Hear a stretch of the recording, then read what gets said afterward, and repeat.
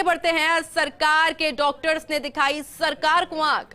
Right to health bill के विरोध में आहूत मेडिकल बंद का व्यापक असर देखने को मिला।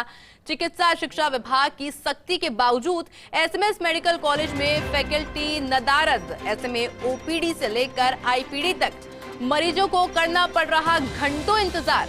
हालांकि खुद कॉलेज प्राचार्य डॉक्टर राजीव और साथ ही में अधीक्षक डॉक्टर अंचल शर्मा संभाले हुए है जिम्मेदारी, और साथ ही अनुपस्थिति रही फैकल्टी की सूचना सरकार को भेजने की कवायद भी की जा रही है। कॉलेज प्रशासन विभागवार ले रहा अनुपस्थिति, और ऐसे में देखिए कि किस तरह से ये जो लड़ाई है अब सरकार और चिकित्सकों के बीच में बढ़ती जा रही है, जहां अब सरकारी डॉक्टर्स भी निजी चिकित्सकों को पूरा समर्थन देते हुए नजर आ रहे हैं। और जैसा कि कल आशंका भी जताई जा रही थी कि आज चिकित्सा सुविधाएं पूरी तरह से ठप रहेंगी, मरीजों को भारी परेशानी का सामना करना पड़ेगा। पर जो एक ऐलान किया गया था कि इमरजेंसी सुविधाएं चालू रहेंगी, पर ऐसे में इमरजेंसी सेवाओं के लिए भी मरीजों को घंटों इंतजार करना पड़ रहा है। और हमारे साथ हमारे सहयोगी विकास शर्मा हमारे साथ जुड़ चुके हैं। विकास, देखा जा सकता है कि लड़ाई दिन पर दिन बढ़ती जा रही है, आर पार की लड़ाई हो चुकी है। न सरकार मानने को तैयार है, न डॉक्टर्स मानने को तैयार है। सीधा असर जो हो रहा है वो हो रहा है आम जनता को और उन मरीजों को। किस तरह से देख रहे हैं पूरी स्थिति को?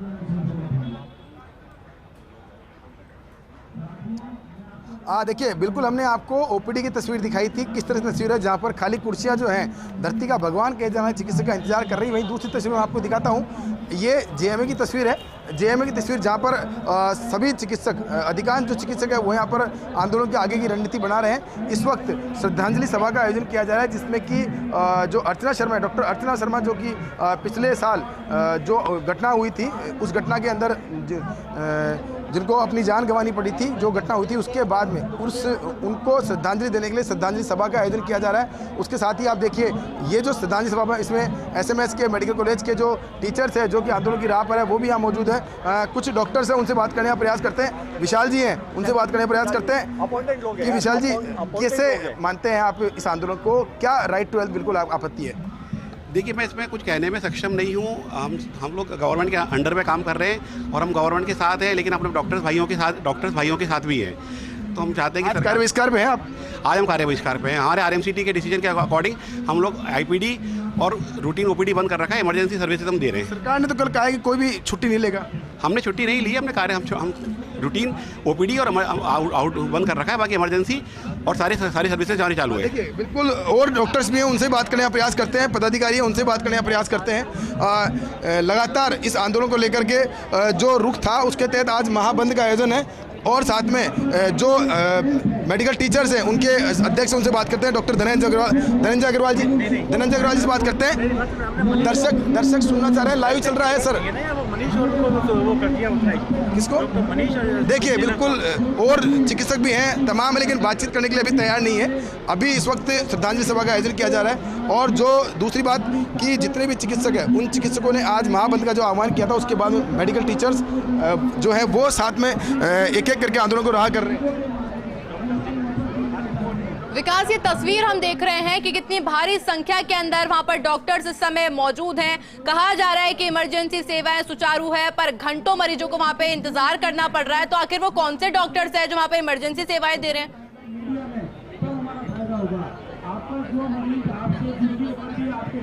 देखिए, इमरजेंसी सेवाएं जो प्रशासनिक भूमिका में जो चिकित्सक है वो सेवाएं दे रहे हैं। मेडिकल टीचर्स है वो भी इमरजेंसी सेवाएं संभाले हुए हैं, आईसीयू संभाले हुए हैं। आरके जैनव सर, उनसे बात करते हैं, मेक्टार के अध्यक्ष हैं। डॉक्टर साहब, कल आंदोलन का आह्वान किया था, एक दिन की कार्य बहिष्कार किया था, किस तरह से आज का कार्य बहिष्कार का जो फैसला किया उसका कितना इम्पैक्ट है उसका? क्या बोलो?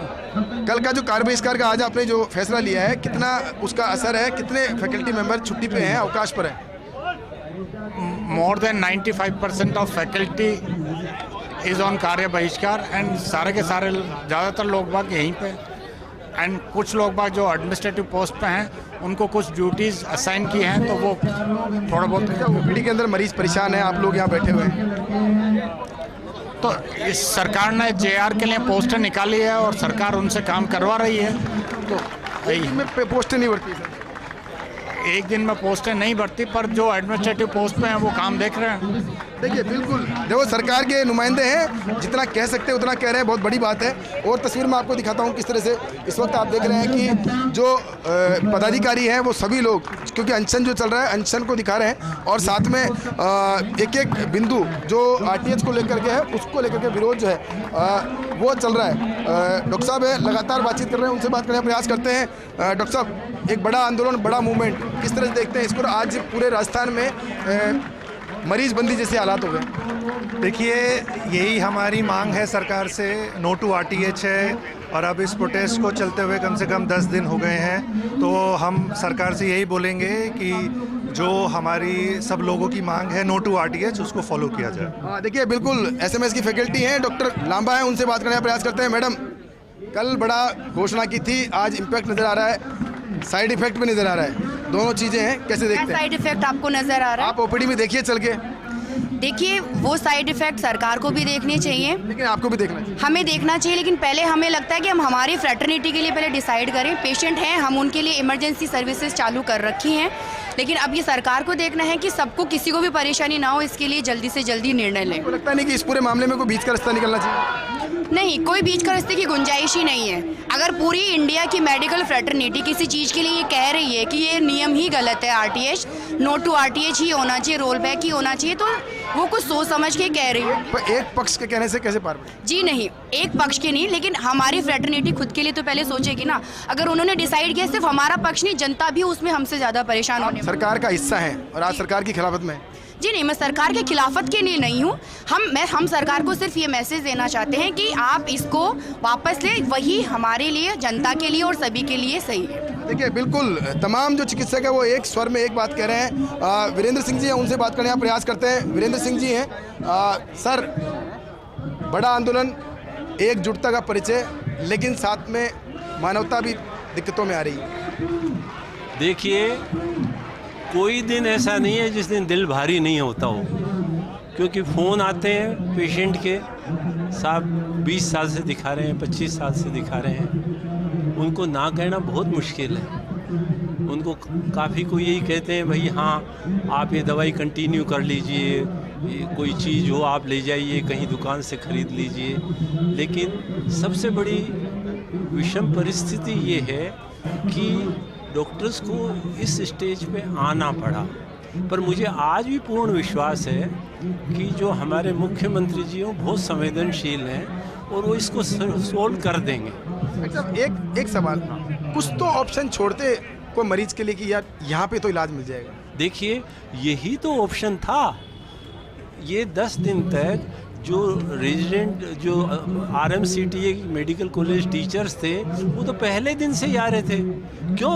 क्योंकि ये कानून सरकारी और प्राइवेट में अलग अलग नहीं है। Rights are equal. यदि आपने उसको पढ़ा हो तो राइट्स दोनों में सेम है। तो इसलिए ये 10 दिन का जो वक्त दिया, ये इसी का ही पार्ट था कि भाई इस बीच में कुछ सुलझाओ। आपसे मैं लंबे टाइम जुड़ा हुआ हूँ, आपको जानता हूँ, मैं आपकी वर्किंग जानता हूँ, किस तरह की आपकी वर्किंग है, आप किस तरह से काम करते हैं। क्या लगता है कि जो आपातकाल की जो सेवाएं हैं उसमें अगर सभी लोग इस तरह से कार बहिष्कार की राह पे जाएंगे तो हमारा देश किधर चला जाएगा? देखिए, चाहे बात करें पुलिस की, चाहे बात करें इमरजेंसी और सेवाओं की, बिजली कर्मचारियों की, पानी कर्मचारियों की, सैनिटरी कर्मचारियों की, अगर ये आपातकालीन जो सेवाएं हैं, ये सभी लोग अगर कार बहिष्कार का दबाव बनाएंगे तो कहाँ जा रहे हैं हम? देखिए, ये पहला एग्जाम्पल है जहाँ पर कि प्राइवेट सेक्टर के अंदर वॉलंटरी के बजाय मैंडेटरी पार्टिसिपेशन किया है। तो कहीं भी कोई, आप कोई दूसरा उदाहरण दे के देखिए, एक क्षण के लिए आप सोच लीजिए कि कोई दूसरा प्रोफेशन, चाहे वो एडवोकेट का हो, चाहे वो दुकानदारों का हो, किसी भी प्राइवेट सेक्टर के ऊपर मैंडेटरीली यदि हम कोई कानून ला देंगे, वो राइट टू हेल्थ लाए, राइट टू हेल्थ जो लेके आए हैं, उसके अलावा राइट टू एजुकेशन था, वो स्कूलों पे लागू हुआ था, 20% सीटें रिजर्व की गई थी। कुछ तो सरकार करे। आप खुद कहते थे कि सरकार को कुछ करना चाहिए। विकास जी, आप पूरी गलतफहमी में हैं। आपको कानून पढ़ना चाहिए, क्योंकि RTE सिर्फ पुअर पेशेंट्स के लिए है। यहाँ मैंडेटरीली हर अस्पताल, और सुनो, हर अस्पताल और हर व्यक्ति, चाहे वो मल्टी मिलियनर और बिलियनर हो, वो भी इसी के अंदर आएगा। तो ये मैंडेटरी एंड वॉलंटरी की प्रॉब्लम है। आज डॉक्टर्स बुरी तरह से डरे हुए हैं, बुरी तरह से घबराए हुए हैं कि यदि ये आ गया। एक अंतिम सवाल, कुछ रास्ता नहीं निकल सकता इसका? बिल्कुल निकलेगा। वो मैं और यही आप, मुझे लगता है, मुझे इतना विश्वास जरूर है कि आप प्रयास करेंगे तो रास्ता जरूर निकलेगा। मैं तो देखिए बहुत छोटा आदमी हूँ और अब तो रिटायर हो चुका। नहीं, लेकिन सर आपकी जो इमेज है, चाहे वो सरकार की बात करें चाहे वो डॉक्टर्स की बात करें, सब लोग आपको सर्वमान्य की तरह मानते हैं। आपकी जो जुबान है, आपका जो कहना है, वो सब लोगों के लिए अक्षर से पालने वाले होता है। मेरा सिर्फ एक और ही विकास, विश्वास बिल्कुल है। स्थिति देखी जा सकती है कि किस तरह से स्थिति बद से बदतर होती जा रही है। डॉक्टर्स मानने को तैयार नहीं है, सरकार से वार्ता नहीं बन पा रही है, और जो सीधा खामियाजा हो रहा है वो हो रहा है उन जनता को, उन पेशेंट को। अब देखना होगा क्या कुछ ये पूरा मामला मोड़ लेता है। आपका बहुत बहुत शुक्रिया विकास, हमारे साथ जुड़ने के लिए और तमाम जानकारी हमारे साथ साझा करने की।